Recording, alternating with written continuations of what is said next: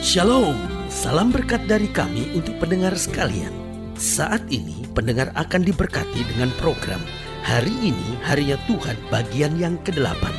Sebuah program rohani tentang doktrin Alkitab yang menolong kita untuk semakin tertanam dalam kebenaran firman dan bertumbuh dalam kemuliaan. Bersama hambanya, Pendeta Gilbert Lumendo, STH.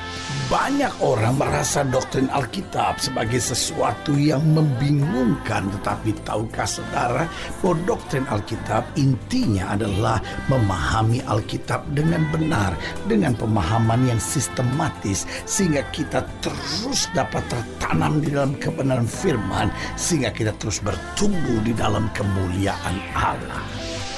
Buka hati saudara sekalian untuk menerima berkat-berkat firman-Nya hari ini. Pada dasarnya kita seringkali jumpai ada orang-orang yang tahu tentang Yesus tetapi kemudian menolak Yesus. Karena mungkin dia pikir Yesus menyulitkan hidupnya. Yesus menyuruh dia untuk meninggalkan sesuatu. Yesus menyuruh dia untuk meninggalkan sesuatu yang paling dia kasih, sesuatu yang paling dia sukai, sesuatu yang buat dia sumber keuntungan buat dia. Karena saudaraku yang kasih dalam Tuhan, Yesus bukan Tuhan yang mengiyakan apa saja yang kita sukai. Yesus bukan Tuhan yang mengiyakan apa saja yang kita ingini. Tetapi ada masa-masanya di mana dia menginginkan kita untuk melepaskan sesuatu yang memang tidak baik buat kita, agar kita dapat menerima segala yang baik yang datangnya dari dia.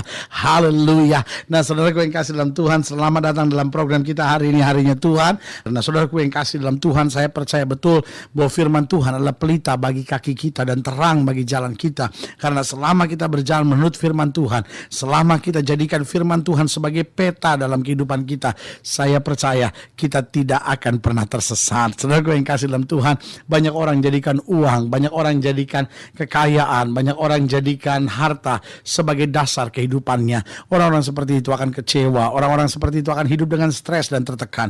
Tapi orang yang menjadikan firman Tuhan segala-galanya dalam hidupnya akan berjalan dengan kemenangan dan sukacita. Haleluya. Nah, saudaraku yang kasih dalam Tuhan, dalam program ini kita sedang membahas topik tentang ketika Yesus ditolak. Saudaraku yang kasih dalam Tuhan, kalau kita berpikir secara tenang, maka kita akan menjumpai sebuah kenyataan yang sangat aneh. Bukankah Yesus selama ia hidup dan melayani, ia mengerjakan banyak mujizat? Bukankah Yesus selama ia hidup dan melayani, banyak menolong orang? Bukankah Yesus selama ia hidup dan melayani, ia buat banyak hal-hal yang penuh dengan kuasa dan mujizat Allah?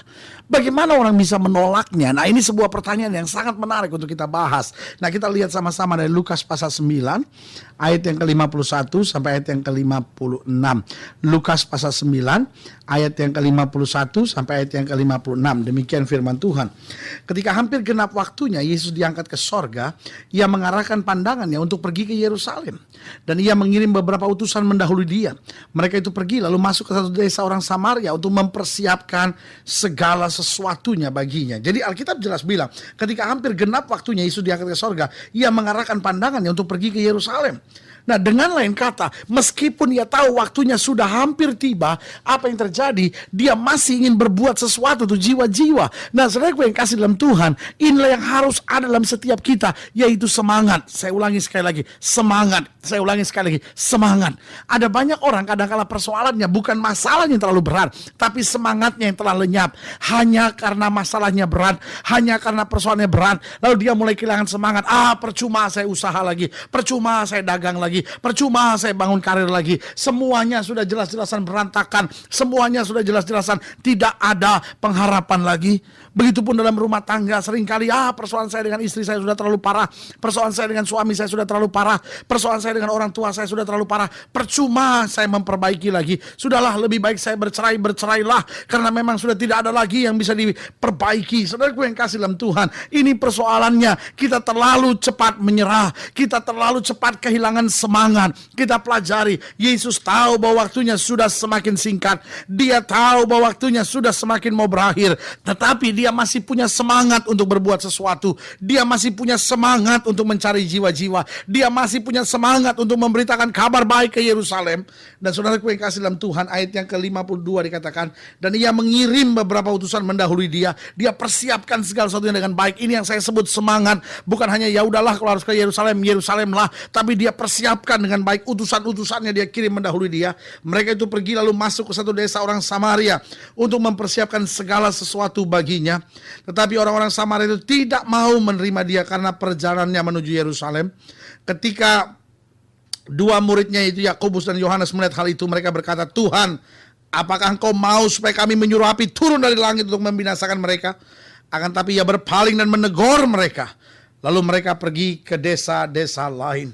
Saudaraku yang kasih dalam Tuhan, Yesus adalah Tuhan sumber segala mujizat. Yesus adalah Tuhan yang baginya tidak ada perkara yang mustahil. Dia ada di saat-saat terakhir. Dia tahu waktunya sudah semakin singkat. Dia tahu keadaan yang sukar harus dia lewati. Dia tahu masa-masa yang berat harus dia jalani. Dia tahu bahwa jalan-jalan yang sukar itulah yang harus dia tempuh. Dalam situasi seperti itu saya percaya secara manusia dia tahu tantangannya berat. Tiba-tiba ketika di tengah tantangan yang berat, semangat untuk menginjilnya masih tetap ada. Tiba-tiba dia dengar kabar yang sangat tidak menyenangkan. Kabar itu adalah engkau ditolak di Samaria. Engkau tidak bisa masuk melalui Samaria. Engkau tidak bisa melayani di sana. Kenapa? Karena engkau mau menuju ke Yerusalem. Bukankah orang-orang Samaria tidak bersahabat dengan orang-orang Yahudi di Yerusalem?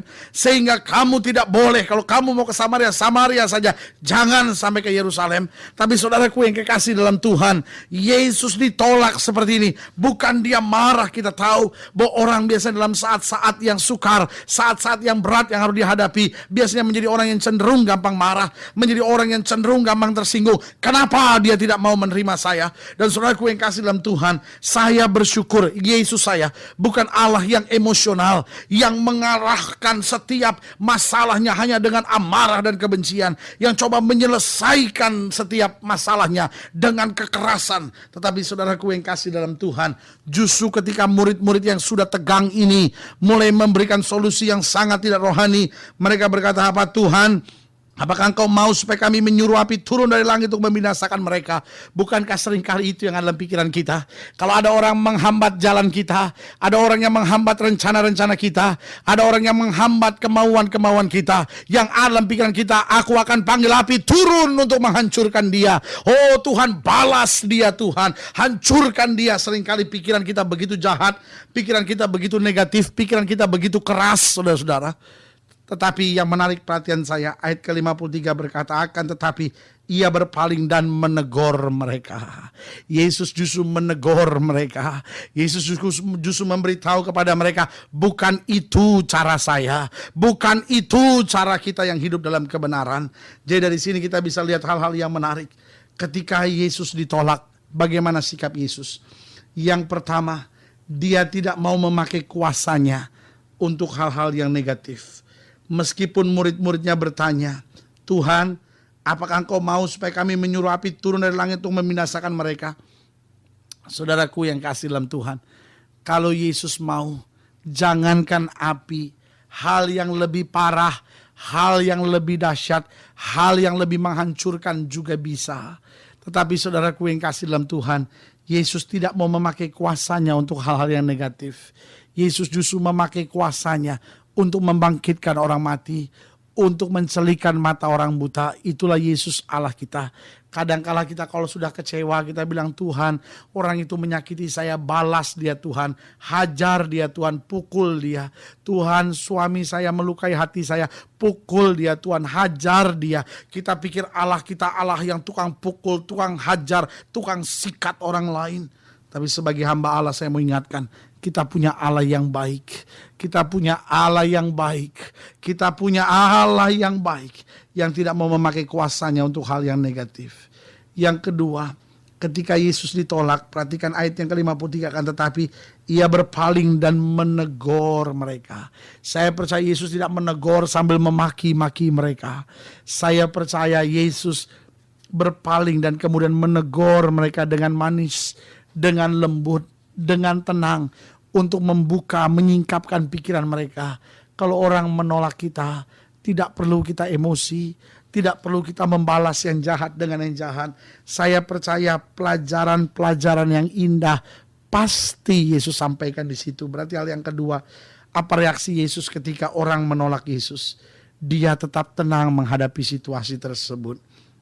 Dia tetap jaga diri, dia kuasai emosinya. Saudaraku yang kasih dalam Tuhan, dunia hari-hari ini penuh dengan orang-orang yang emosional.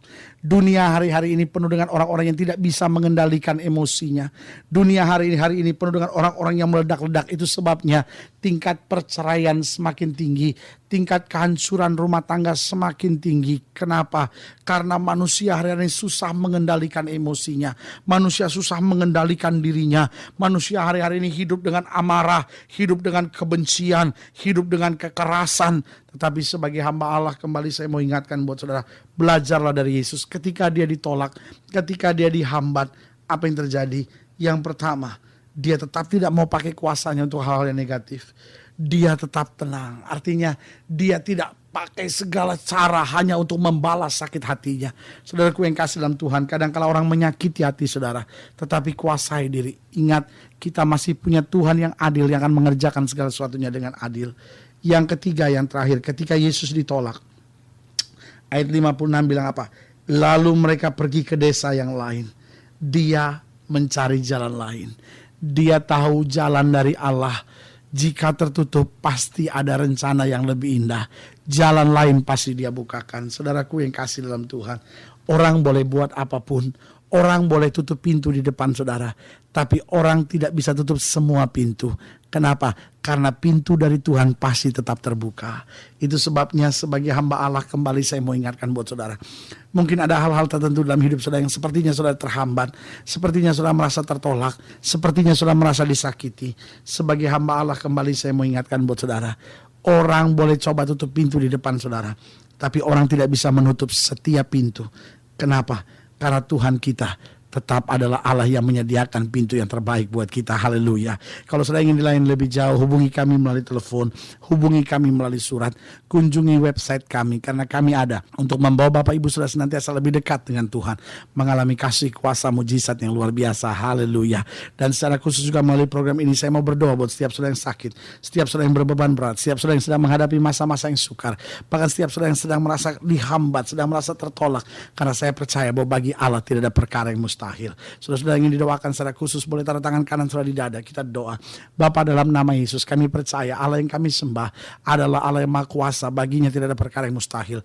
Hamba doa buat yang sakit, hamba doa buat yang berbeban berat, hamba doa buat mereka yang sedang dalam masa-masa yang sukar. Hamba berdoa di dalam nama Yesus, Tuhan jamah, Tuhan pulihkan, Tuhan kerjakan mujizat, Tuhan bangkitkan iman. Bahkan mereka yang sedang merasa hambatan-hambatan terjadi, kuatkan iman mereka sehingga mereka bangkit dan melihat kemuliaan Tuhan yang luar biasa. Terima kasih Bapa. Tidak pernah Engkau gagal, karena Engkau menyediakan segala sesuatu tepat pada waktunya.